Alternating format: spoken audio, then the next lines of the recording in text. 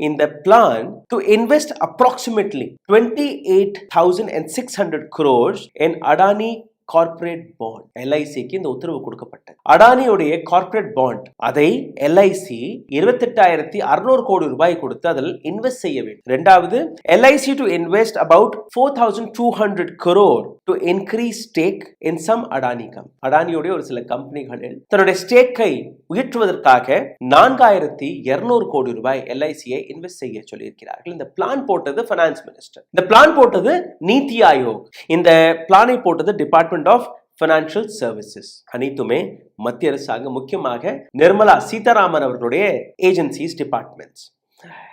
அடுத்த பிளான் என்ன? எந்தெந்த கம்பெனிகள் இந்த இன்வெஸ்ட்மெண்ட் போனது? அடானியோடைய ஒரு கம்பெனி இருக்கு, அடானி கிரீன்ஸ். அடானி கிரீன்ஸ்ல எல்ஐசியுடைய இன்வெஸ்ட்மெண்ட் 1.3% இருந்தது. அதை இந்த புதிய திட்டப்படி 3% உயர்த்திவிட வேண்டுமோ அதற்காக நீங்க பணத்தை. இதை தாண்டி அம்புஜா சிமெண்ட், அடானியுடைய இன்னொரு கம்பெனி, அவர்களே மிரட்டி தான் இந்த கம்பெனியை வாங்கினார். அம்புஜா சிமெண்ட் என்கிற கம்பெனியில ஏற்கனவே எல்ஐசியோட இன்வெஸ்ட்மெண்ட் 5.5%, இப்போ அதை உயர்த்தி 8%. அனைத்துமே சரியாக நடந்தால் ஒரு சில மாதங்களில் அடானி கேஸ் மற்றும் அடானி பவர் டிரான்ஸ்மிஷன் இந்த பிசினஸ்களிலும் எல்ஐசி இன்வெஸ்ட்மெண்டை செய்ய வேண்டும் என்கிற அந்த கட்டாய ஆணையை நரேந்திர மோடி, இந்த நாட்டு மகான் மகாராஜா, விதித்திருக்கிறார்.